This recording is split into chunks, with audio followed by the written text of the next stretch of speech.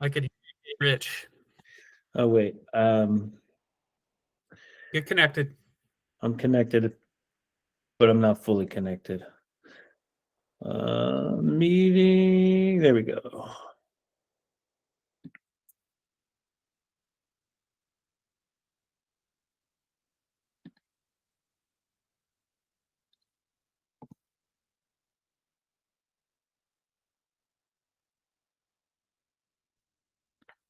How about now? Gotcha. Cool. All right, you're in. All right. Happy Friday. You too. Your podcast is good. Thank you. I was nervous, but got into it pretty quickly. Was it also video? Because I listened in the car mostly, just traveling. Yes, it was. Yeah, it's hard.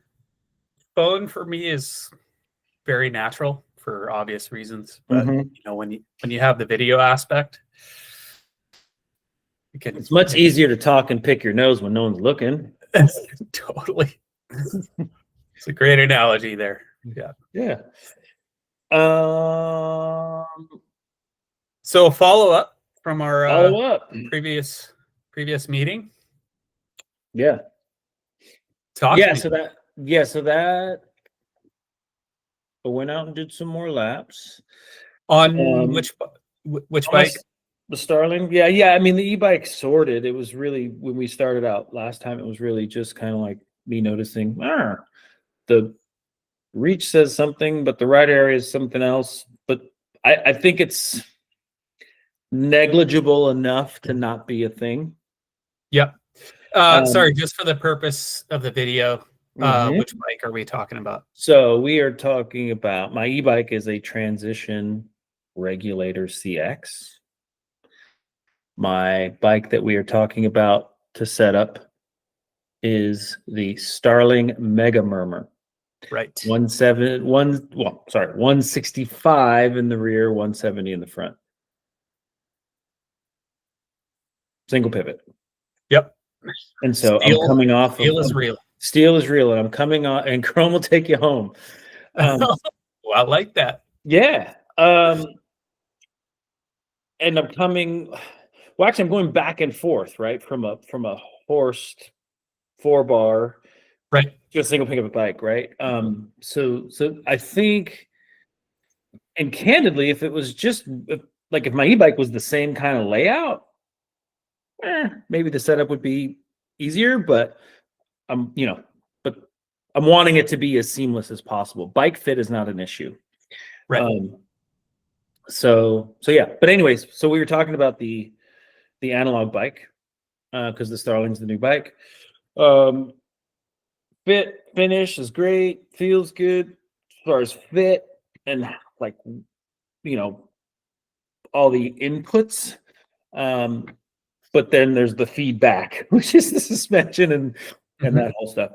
So yeah, so I went in with preconceived notions, and I talked to Joe, who obviously knows the most about his bikes.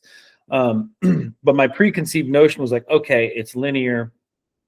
And I knew I also had to go up in spring rate just because of that. That was fine. So, but in just trying to work out the kind of quirkiness that I was feeling, or just kind of like, just trying to find a better spot. So I went in kind of thinking, all right, well, let me turn my HSC up more, or my HBO up more.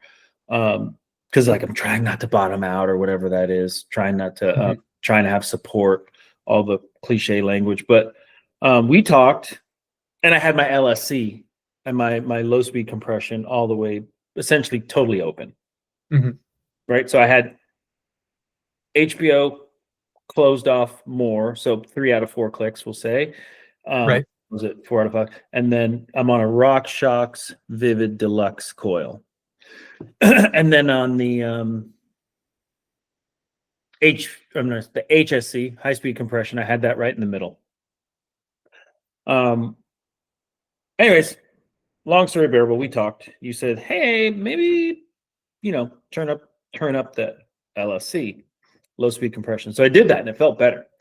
Mm-hmm. And then I was thinking, because I'm starting to push more on the bike. So it's like, okay, like Right. I'm actually like I'm like waiting for this bottom out to happen. I'm waiting for all the stuff that's like seed plant. And it's not really happening, and I'm pushing really hard. I'm not like sending it off a 20-footer on flat ground, which doesn't matter what you're riding at that point, but I'm pushing pretty hard on my trails. And so I'm like, I'm not really bottoming out. Like, I don't even think it's hard to tell on a coil, but I don't think I'm like kind of coming close to bottoming out. Actually, like I feel pretty supported is what I'm saying. I'm like, what if I just turn my HSC back? Like, what if I just back off my high-speed compression a click? And then I did that, and wham, like that was the move. So, yeah, like it just felt really good. It felt really good. Good traction, enough pop. Even though I think pop's more in the person's legs, but it felt good. I didn't have that like when I rode another shock. Sometimes that can feel like almost wallowy and flat tire-ish, but no, it felt super good. So I just thought that was interesting because I did bump up in spring rate, right? So like that is the support. So it's in a weird way. I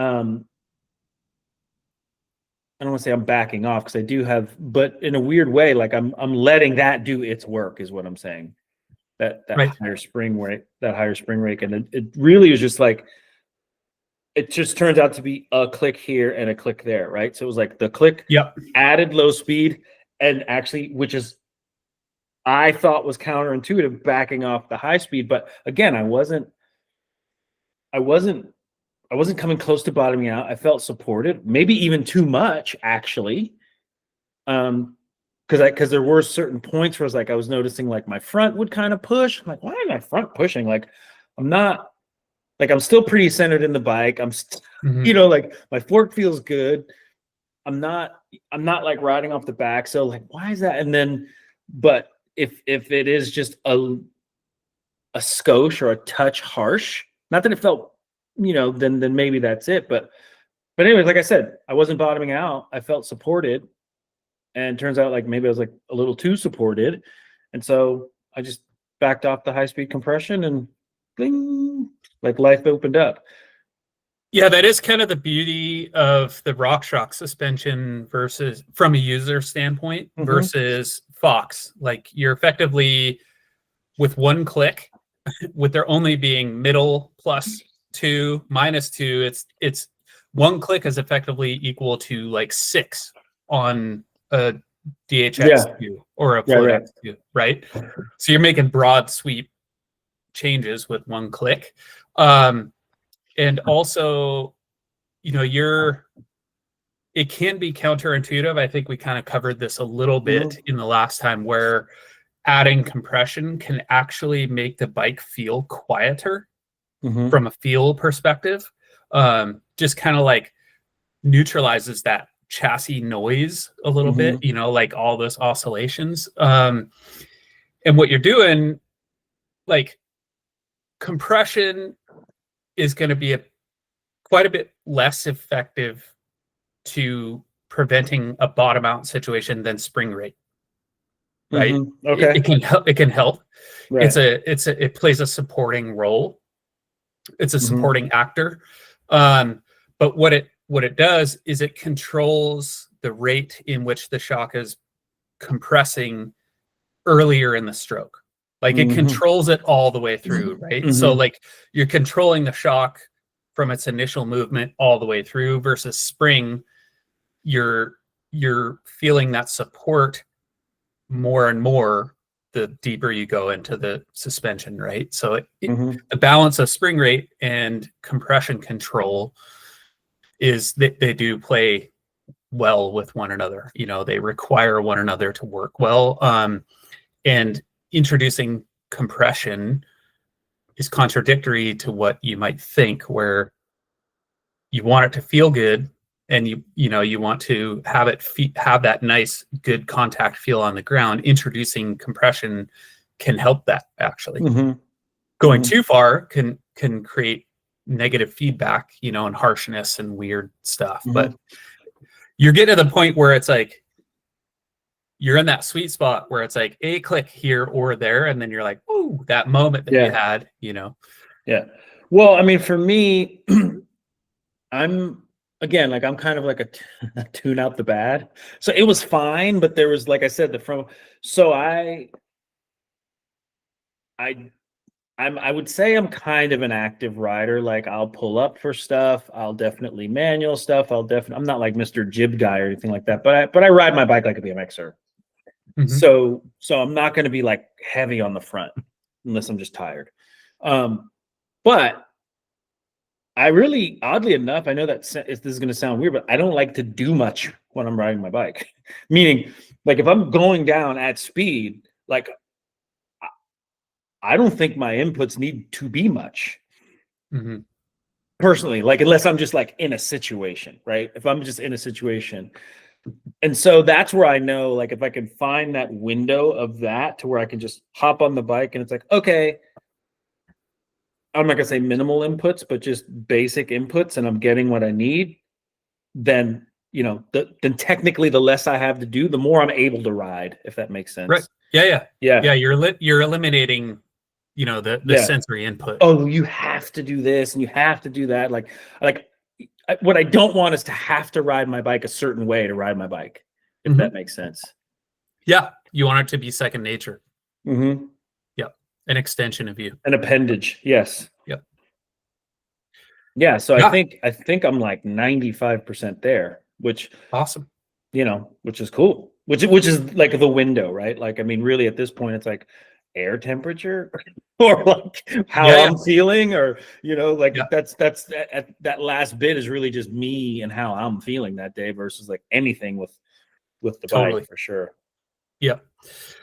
And it's different every day and time of day. Lap 1 is going to feel a lot different than lap 4, right? If you're doing and I have my tester trails but I can tell if I'm just kind of going by speed, right? So there's like comfort, and then there's like, okay, that generally that'll translate to some amount of speed or control.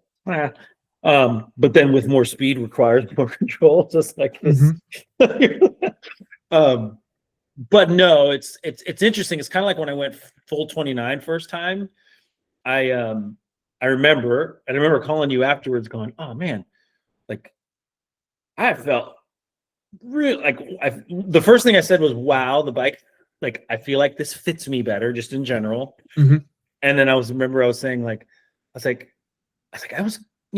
like I was just like wild out there. Like I was like going into the corners hard, but I was just carrying more speed and not realizing it. So that was kind of like the same thing here, but I've been on full 29 for a pretty good minute. I also have a mullet, but I found that, and then, just kind of like cross-referencing it with my Strava, but it was like showing that too. It's like, no, you like, that was, that was a good run. Like, it was like, your PR or your, whatever it was, like second fastest of all your 118 tries over the last 3 years. Right. And I'm just out there like doing like shakedowns, not even really pushing, but I'm not like, ripping with the fast group, any kind of thing. So I'm just out there by myself. So that's how I know it's like, okay, that's like the window. That's a good window to be in. Yeah. And it's good to have that metric, that data, because feel can sometimes, tell a different story. Right. And it goes both ways. A lot of times you take an athlete in a race environment and they'll get done with a race run and say, I felt like I was going slower and they were faster, or vice versa. Like I felt like I was going way faster and it's 2 seconds slower. But then having the data to kind of back that up is super helpful. Yeah. So I felt like, okay, the bike feels good. And that's what I felt. I'm doing what I'm supposed to do on this bike, on this trail. And oh, wow, I'm actually going into this corner faster. Maybe I should break sooner. That's kind of like where I was at with that. Yeah. Awesome. Sweet. So you fixed it. You fixed me. We did it together. Yeah, I know. And, No, yeah. that was good. That was good to with the high speed, low speed. I gotta think too, just like thinking out loud. So that's pretty interesting, right? Like going from that's been the funnest part is going from like a platform that like I know that platform Yep. to just Yep. okay, this is A total something unknown. Yeah. yeah, total unknown. But also too, I was even telling Joe and Jamie at Starling that like my mind's actually kind of blown with what I'm learning about the whole suspension thing and preconceived notions and blah blah blah. Like as far as what matters, as far as one, fun, but then two, like learning, and then three, performance, right? So there's like three of those three things. So that was it's pretty cool. And to get, I mean, candidly, to get the same, possibly better performance out of less, whatever that means, but that's pretty cool. Like just by like, Let's just say simpler. right. Well, but I mean, like, yeah, I shouldn't say less, like, but it's, yeah, simpler, right? There's not, we're not talking leverage curve and progression rates. And not that that's bad. I'm just saying, like, because I have the other bike with that and that rides great and I like it. And then I have this other bike that's, my new bike, which is single pivot. It's like, oh, wow, like the fun's the same, maybe better. And I'm learning but yeah, it's just interesting. And then kind of, just messing with like not being afraid to experiment with the tools. Right. Yeah, no, that's awesome. Out of curiosity, did you fiddle with your rebound at all, or did you just stick strictly on the So I compression side? did, my rebound felt pretty good because I'd done that before we talked the first time, and I felt like I was in a pretty good place with it. That would be something like, and this bike is probably, well, no, it's not going to be a bike park thing where I'm just going super mock chicken. Well, over like those fast braking bumps like we have in Snow Summit or wherever. So, but even then it'd be like a click, but doing the curb test, I'm like, burp, burp, just, kind of like the 2 cycles, maybe 2 and Yep. a smidge, controlled, but it's pretty good. Actually it's really good. So I didn't feel like I had that kind of sorted is what I'm saying before we talked, but I did do the test after you mentioned it, the curb test, and then just like I mentally went through it, right? And I didn't feel like after I lowered the high speed compression, I was like, no, I like it. Like that's just no other way around. I like it. Yeah. There's a pretty good smattering, right? So that the trail that I test on starts out pretty quick, hard braking, tight right, tight left, like not too much support. Then you get on the pedals again, and then it opens up and gets fast, and then then it's like really chunky and rocky and just fast. So what trail is that? It's actually, you'd never guess. It's called Gnat Catcher. Okay. Yeah. And it's actually in a neighborhood my wife's company built. And she named the trail. Yeah. I know. But anyways, I don't want to get into too much, but it's you'd never guess because it's like in suburbia. Like you can just kind of loop it. And it's tucked. Yeah, it's super convenient, but it's got the things, right? It's got the speed, it's got the corners, it's got the, I have to pedal. So it's like I kind of have like a feel of like what everything's gonna be like. Yeah. And then there's another trail where I can hit a couple jumps, but that's neither here nor there for me. Right. I can, like, meaning if my rebound's fast, I can adjust for that body wise. I don't need to like adjust my rebound for hitting a jump unless it's huge. But like I said, we're within like it's a click or so, but I don't think I'll need to mess with that. Sweet. Yeah. Awesome. So there we go. Glad that worked out. That was relatively, I wouldn't say easy, but pretty cut and dry. Yeah. Sweet. Yeah, I mean, your instinct is to try to push for more, but I think that's just time and riding. for sure. Yeah, and getting used to the new platform, the whole new thing, and Yeah. you don't just have a suspension platform difference that you're working with. You're working with a new material, which does No, feel totally. different. Yeah. Yeah. So And it's funny because I had a new BMX bike made, and I had that made in chromoly. I like steel. I really do like the way it feels. And you, depending on how it's done, you can get. I think you can get the feel out of it you want. It's easy to say BMX because I can have whatever I want made. mhm. But yeah, but for this bike, like, you know, yeah, I mean, like I said, I'm pushing pretty hard. I don't feel like, but my build is pretty stout. So so I think it's my point is I think the bike is working like it's supposed to, Right. which is great. Awesome. But my build Yeah. is stout. Like Right. I have a Zeb, I have Hunt wheels, which are solid and they're on the stiffer side.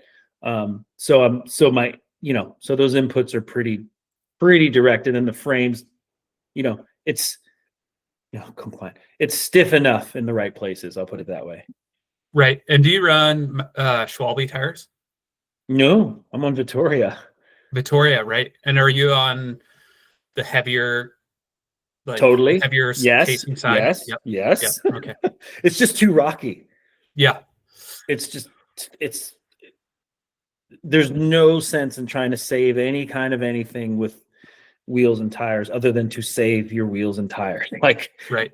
you know, I've seen too many people like, oh, I got to go back to the car because, you know, they're running exo casing or whatever, and it's like pinch flat or the rims killed dead. So it's just too rough out here Mm-hmm.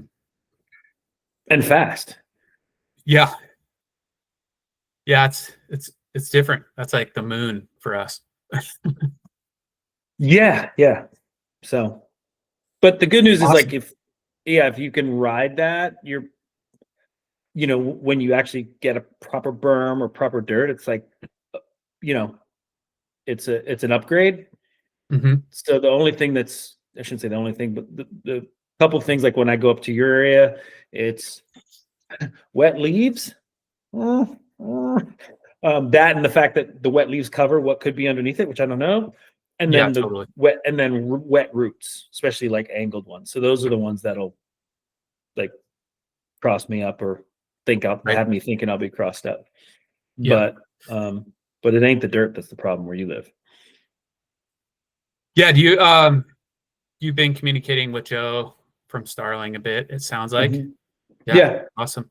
I mean, as best I can. You know, he's a busy guy. Yeah. But yeah, Yeah. email. Cool. Yeah. Awesome. Well, keep me posted on your continued tinkerings. I'm sure. Well, I'm going to, so this will be interesting. I'm getting a downhill frame eventually. And that bike, I have a feel like chances are it's going to be single speed. So that'll be interesting. And that's a high single pivot. Is So that a jack drive Kamali bike as well? Yeah, so it's chromoly or steel. Technically, the front end is steel and the rear is chromoly, but they're both Right. right. Right. But it's a jack drive, so it'll be, you know, like the pivot has two chains. Mm-hmm. Same deal with this one, but the chain, the drive is left-hand drive, and then the pulls something through the frame, and then there's a belt Axle. drive, Yep. Yep. and then there's a belt drive on the right. Okay. So Sweet. That's exciting. yeah, so it'll be super interesting to build that up, and you know, because that's like again coming off 4 bars, like all right, high pivot, single pivot, belt. Nothing's going to be hanging off the back if it's a belt drive. So yeah, it's going to be pretty interesting to ride that. Is the drive pulley wheel, is that mounted at the chainstay or rear end pivot, like the chainstay pivot? So does it need a tensioner or not?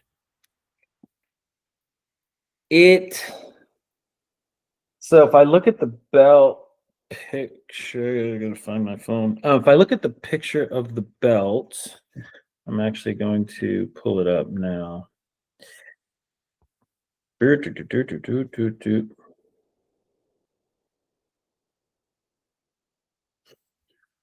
it is. Okay, so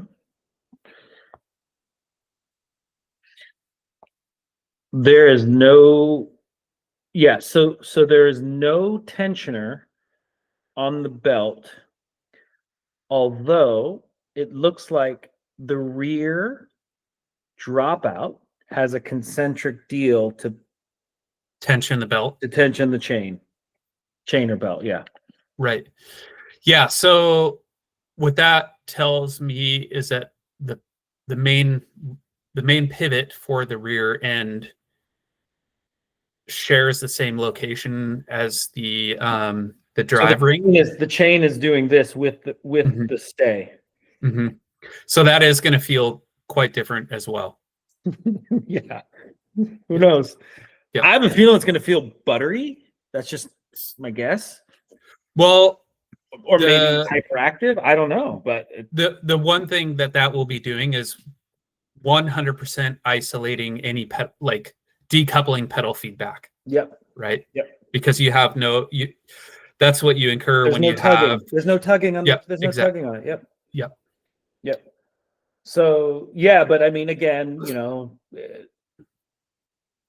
yeah, it's still like just working it out, right? The coil, the blah blah blah, and it might not be the same setup, right? Because the way the shock is mounted is it's different, and there's also there's nothing hanging off the back, right? Yeah, so less. I may get a bike that shifts, but probably it'll probably be single speed. And then I'm working something out with Hunt to see if we get like a fun hub with a couple gears in there anyway, just to and you can traverse. Do that. Oh, like an internal. Correct. Got it. Cool. Yeah. Cool. Yeah. So the interesting thing about that, especially with a high pivot, you're achieving effectively what you get out of a concentric bottom bracket pivot, which is like what a bunch of slope style bikes have been in the past. Yeah. Which those bikes, they pedal, they're incredibly inefficient from a pedaling perspective because every input that you have, it pushes in, it activates the suspension because that's the pivot. Yep. But when you move the drive ring away from the bottom bracket, you're getting the benefits of both, right? You're decoupling. Cool. Yep. I'm really curious to hear what you have to say about that. Yeah, no, it'll be cool. Awesome. Yeah, I'm stoked. Yeah. Sweet. Well, okay. Have a great weekend. Yeah. Well, I got you on the phone though. Yeah. So we can go give it a little bit of time. Absolutely. Okay. Always. So, this bike that's set up is 165, 170. When I change the shock, because there's two different shock mounts, and the bike changes in travel, right? It's a stroke. Correct. Difference. Correct. So it'll go to 65 mil stroke to 55. 55. So it'll go from 230/65 to 210/55. Okay. Which means I'll have 135 in the rear. Right. I'm putting on two 27.5s front and rear. Hopefully carbon, because it's not going down rocky stuff. It's going to be a slalom / four cross build. Air shock in the rear, 140 in the front. But it's been a minute since I've had a bike set up like that. My last four cross bike was I raced Leger World Cup, like in 2002. That's an interesting story. I'll tell you that later. But anyways, yeah. So I guess just kind of like not knowing much, but off the top of your head, what are the general? Because we're not setting this up to trail ride. I'm setting this up to basically get a gate ish, and hit corners and be so like where. So all that like trail setup is out the window when I don't know that setup. Like I just don't. I know it's hard. And my rebound's possibly slower because everything's so hard. But you know, I'm 200 pounds kitted. I still can throw down a few good ponies. My 1-2-3, like, yeah. I don't know where the air pressure. Like, I just don't know what that's like. If I'm going to Sea Otter, and the course is different now. It's not up top. It's closer to the bottom, so it's a little flatter. There's a couple of pedally sections. Yeah, like where like range wise, where do I want to be? You don't have to give me air pressures for shocks, but yeah. Right. So you're going to an air shock, shorter stroke air shock, and you're going from a Zeb chassis to a Lyric, 140 Lyric. In the garage. Okay. Yep. So the biggest change, take pressures out of the equation. The two biggest changes are your fork axle to crown height difference. So you're going to have 30 mil shorter fork in travel, but then probably another 8 mil in fork chassis difference height. So almost in the neighborhood of like 40 mil lower front end. And then the whole bike is going to be lower. The whole bike's going to drop because of smaller wheels. Yep. Right. But then you also have less travel, like bottom bracket height could become a consideration, but you have less travel. So typically a shorter travel bike can get away with a lower bottom bracket than a longer travel bike because your ending point is higher. Right. But with a slalom bike for this purpose, you want the bike to be a bit lower, right? For cornering. You're not like trying to pedal over roots and stuff, right? So I would say first of all, the first thing I started to think about is if you were to be building this bike coming directly from BMX, your inclination might be, I want the bars as low as possible. Right. That is not. Right. I'm even on my BMX bike, I'm running like a pretty 10-inch rise bar. Yeah, I'm like 9, but it's not low. Right. Yeah. Okay. So you're aware of this, but don't cut your steer tube too short, right? Nope. So you can kind of mitigate that to keep your hands kind of in a little bit more comfortable position than like you're used to. Firmer pressure than you would otherwise use on a trail bike setting. Maybe a bit more compression. Okay. But the interesting thing about slalom specifically, you want balance of support, but also traction. That is right. Because you can, you could have it. Yes, I agree.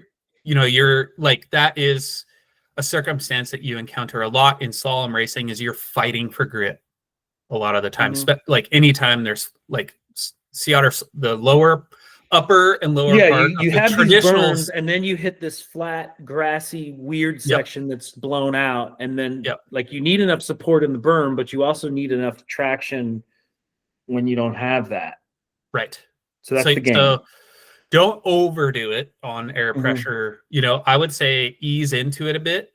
Definitely start softer and go harder, kind of thing. Well, firmer than you would run on a trail firmer bike. Than a trail bike, but I'm saying, but don't ramp it. Exactly. And then just kind of ease into that increase in compression and air pressure, because you're going to end up firmer than you would start with. Right. And between practice and race, if there's a difference, I'll be going faster too. Yeah, for sure. But I mean, ideally you would have kind of worked through that before being in a race setting. Okay. Right. You know what I mean? I'm not pro anymore, so I got to knock this out in one setting. But right. Yeah. But I mean, you know the drill. Do a couple simulations. But so like tire pressure, like so if just for comparison, if my trail tire pressure is, call it 26 in the front, 29 in the rear ish. then like my slalom pressure would be what, 32, 36, or is it Somewhere in the like 36, 39? somewhere in the neighborhood of like 5 to 15 psi More. firmer, Okay. Depending on the depending track, on right? yep. Right. Or you go old school, like remember, I don't know if you remember the Michigan. I didn't race there, but I remember it was just sticks in grass. Like the Right. old Michigan Norba slalom. Yep.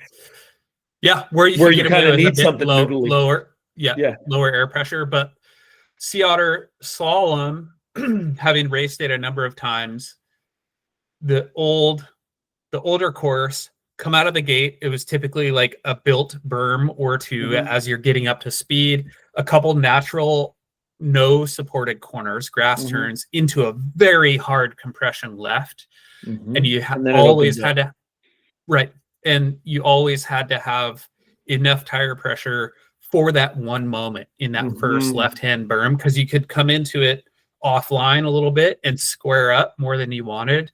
And I watched so many people blow tires off rims in that turn. So there is a balance there, and it is situationally dependent, right? Yeah, I get it. Okay. So ease into it. I would just say, as a generalism, you're going to end up in a firmer spot. Start at a firmer spot, but don't overdo it right away, because it is going to feel foreign initially. You have a lot of changes to like get accustomed to in one big shot. But it's going to feel sick. Slalom specific built bikes they're such a unique No, vehicle. I remember I loved my 4-cross bike when I had one ages ago. But like I said, it's like it's a different time. So well, now that's like muscle memory. Your mind and body is like, oh, this feels more like what I grew up doing. Yeah. For people like and us. 4-cross is okay, because like, okay, there's like racing, and I'm like, okay, if I get out of the gate, I can cut somebody off or whatever. I could even get out and be in front and just kind of go slower. It's fine, go around me. But in slalom, which is very much not my native at all. Like, there's no escaping bad turning, right? Like, like that's just going to be, doesn't matter how much power you have. Like, if you can't go around if you're not clean enough and pushing at that in those right parts, it's a different thing. So like, that's but I remember just going through it, I was like, okay, this definitely is like, all right, there's a rider skill thing for sure, but there's also definitely, like, if I think back to my pain with slalom back in the day, because I was terrible at it, like, I think back, it's like, oh man, my bikes were just whack. And I didn't know, like, I was just like, this feels fine in the parking lot, but it's like, all right, I've been on a mountain bike enough to know, all right, what some of the inputs are, but coming into a more modern, I'm basically setting up a new modern slalom bike. So, and I know you've done that with the Smuggler, made a 29 into a 27.5 slalom. Yeah, I personally haven't. The last dedicated you did for Tilly. Yeah. Right. The last dedicated slalom bike that I had was a double. Long time ago. Okay. Yeah. But slalom was always a bit more stressful for me than 4-cross for that reason, because for the same reasons. You have this visual, it's like the virtual the virtual it's almost like a dartfish. It's almost like an overlay, but that person's exactly next to totally it's like, but it's all everything's on you. Yeah. It's like, you still have to, like, you know where they are, but you also can't bite on that, because it's like, well, they could be in the faster course, or they're just on the inside corner. But your brain is telling you catch up. The ghost competitor, right? That's or opponent. Right. Yeah, so very different in that way. But from my experience, the more, I think, for slalom, the more, like, a little bit of practice, a little bit of simulation goes a long way. For sure. It goes a lot farther than, say, like, training for downhill. Mm-hmm. you know, because I think we do it so infrequently. You know, you do 2 or 3 simulations and you're like kind of prepared, you know, Yeah. whereas like if you just go to the race, you're like, oh, Well, because you're learning there, and that's not the Yep. place to. Yep. Right. Right. Yep. No. I So have a cool little spot. I got my cones in my van. I got another. So I want to do this right. Yep. Yep. You know the drill. Yeah. But as far as setup, I'm like, I don't know. I just, I knew what to get. Yep. But yeah, I'm trying to, but as far as setup, it's like, all right, I get it, but I still want to be in the right window to make those moves versus like just be way over here and be like, oh no, dude, you need to come back over here now. Yeah. And I think a good thing to just kind of keep in the back of your mind is that you're going to feel less confident on the bike immediately, just in general, because you're going firmer tire pressure, firmer suspension, less travel, and a smaller wheel. Mm-hmm. Right? So all of those things, you're accustomed to like your bike providing as much confidence as possible to like, let's make it as sketchy as possible and go as fast as you possibly can. Right. Because there's like a blend of comfort and speed with trail riding versus this is like, if you want to set it up to go fast, that's not necessarily the same as comfortable. Mm-hmm. So it's like, yeah, I get that. Yeah. Like my friend Logan Wetzel and he has very squarely a cross-country background. Mm-hmm. You know, I have a downhill background. We rode together for years. So coming from 2 totally different worlds, but we were similar fitness that we could ride together and enjoy throttling each other. And we had this ongoing running joke in that we would effectively be riding trails the same speed, approaching it 2 different ways. Like I was a rally car and he was F1, right? Mm-hmm. In like the differences of our approach, like precision versus like fast and loose. Yeah. But we'd always end up at the bottom together. The same spot, right? Whereas slalom is basically a blend of rally and F1. You need precision, but you also need to be like fully sliding around. Yeah. And that's, as a BMXer, the sliding around bit is like, what? It's so foreign. Yeah. So that's, we're getting comfortable with that. But cool. All right. Cool. Well, when I get that Rich. build up, I will send you a pic. I'm just waiting on wheels and sweet. Yeah. Then I'll start tinkering with that. But so we got a lot of stuff down the pipe we can do. Yep. Appreciate it. All right, bud. Have a good weekend. You too. Take care. All right. Bye. Cheers.